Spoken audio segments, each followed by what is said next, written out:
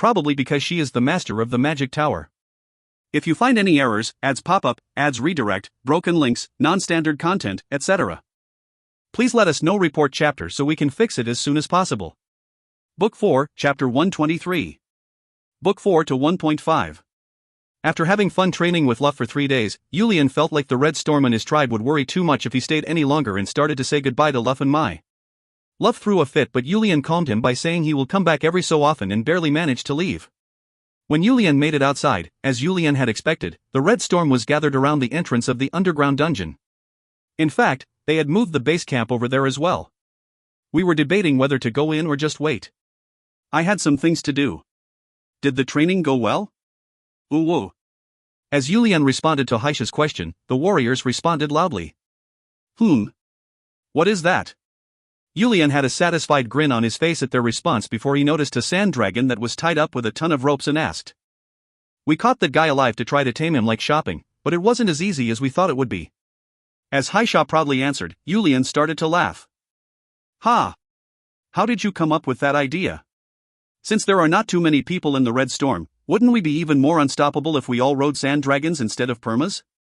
If we could do that, I feel like the Red Storm alone could take on thousands of enemy warriors. Yulian shook his head in disbelief at Shubian's answer. He knew that Chun Myunghun had personally trained the Red Storm for a while and that their skills had increased from this last war, but he never expected them to catch a sand dragon alive.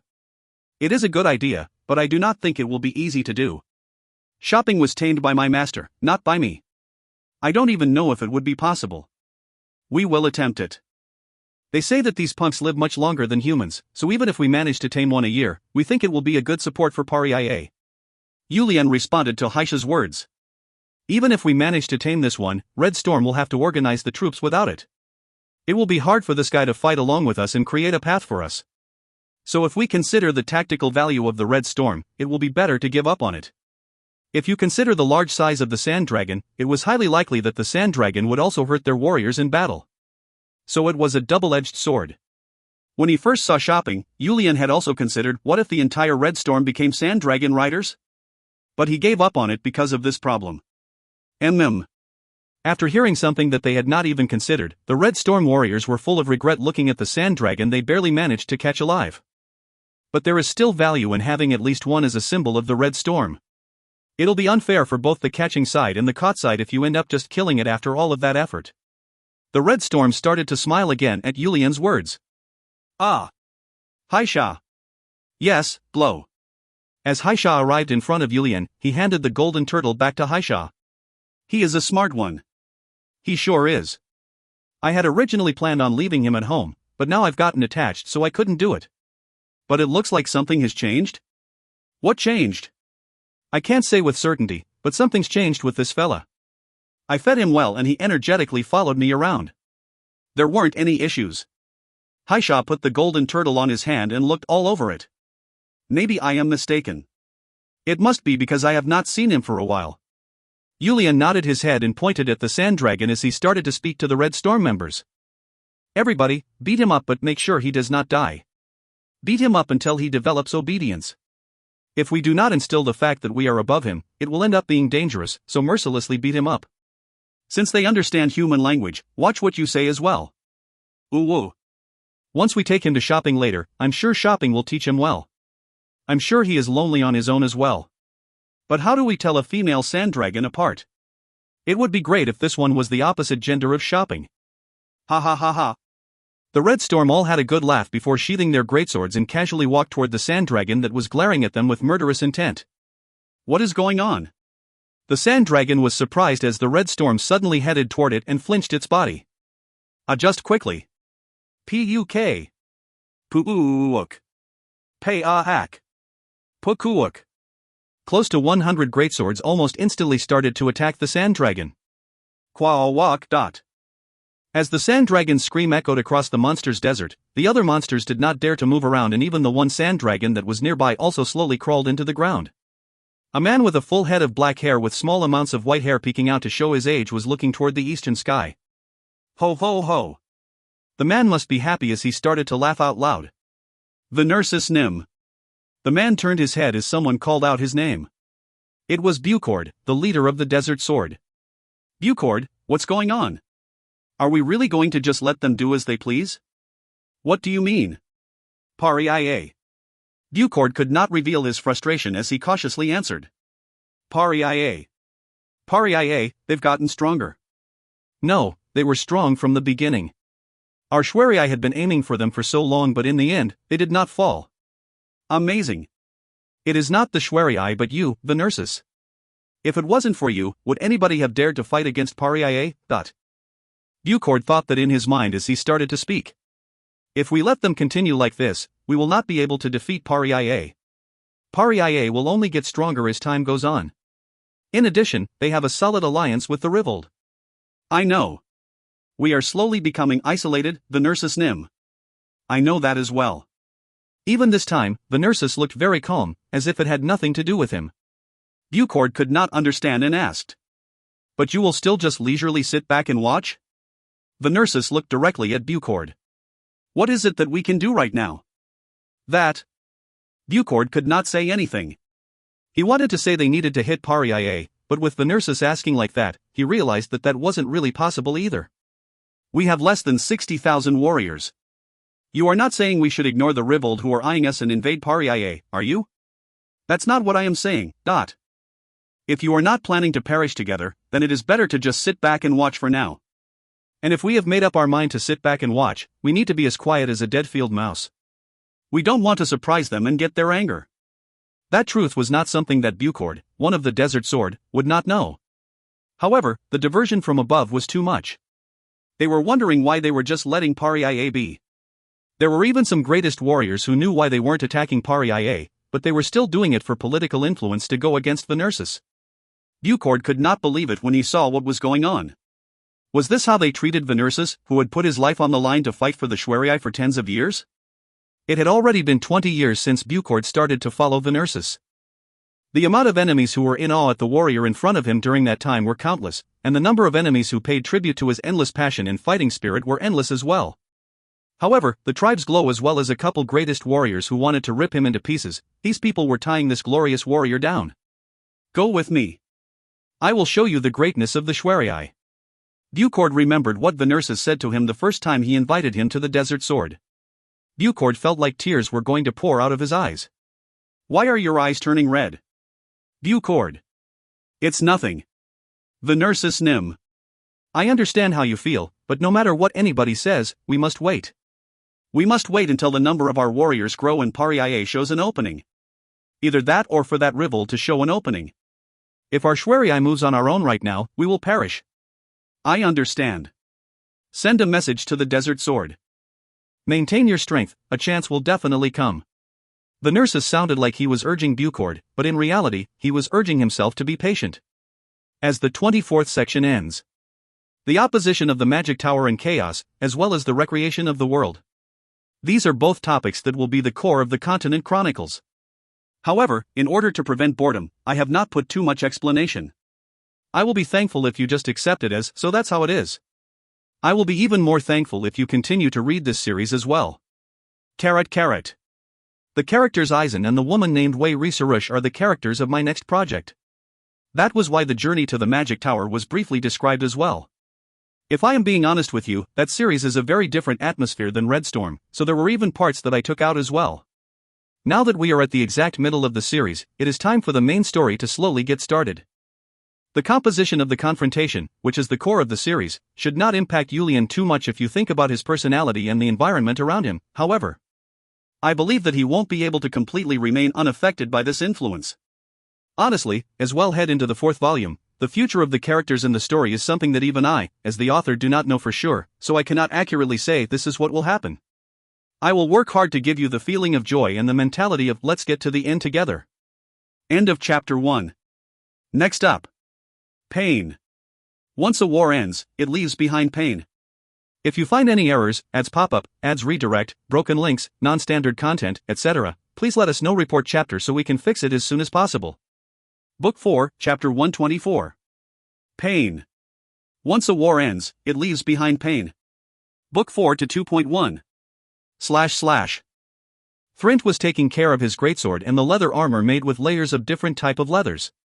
It had been a while since there was any blood on it, but if you do not take care of your weapon and armor after a couple days in the deserts blowing sand, it will quickly rust and break down. That was why it was important to pay close attention to it. In addition, even the warriors with high status never left the maintenance of their equipment to someone else. It was because all warriors felt like that was equivalent to leaving their lives in someone else's hands. Thrint finished maintaining his greatsword and let out a noise of satisfaction as he lifted it up high in the sky into the sunlight. It suddenly made him reminisce about the suffering he went through to lift this stupid sword in the beginning. "Dinner is ready." A woman who seemed to have no vitality in her face cautiously spoke to Thrint as he nodded his head and responded. "Why do you look so tired?" "Tired? No, I am perfectly fine." As the woman slightly bowed and answered, Thrint shook his head. "You know that's not what I meant. Is there something worrying you?" As the woman kept her head down and could not respond, Thrint approached her and hugged her as he started to speak. "Talk to me. Tell me what is bothering you." "Nothing, it's nothing." The woman started to tear up after saying that. Thrint let her go as he spoke with frustration. "I can't know what the issue is unless you say something. As you know, I am not a romantic person, but I am not so terrible to just sit back and watch my woman cry." Sob. The woman started to cry the moment Thrint said "my woman." "I am frustrated. Just what is making you like this? Is it Verena? Is she being jealous of you?" Verena was Thrint's first wife.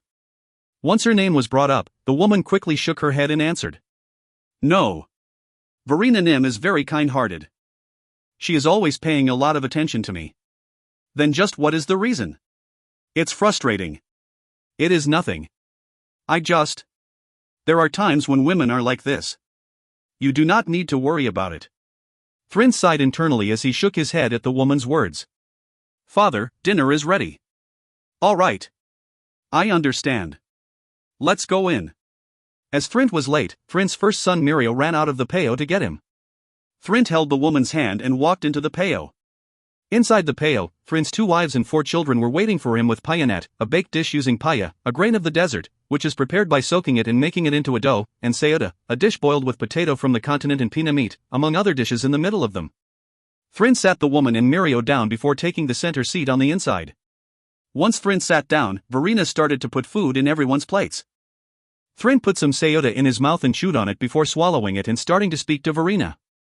"Starting tomorrow, we have 3 days of group training with the Red Storm, so I will not be home for the duration of it." "I understand." Mealtime was the time for the entire family to gather together and chat. The desert warriors were very busy, and since each wife resided in different POWs, it was difficult to get everyone together other than during mealtime.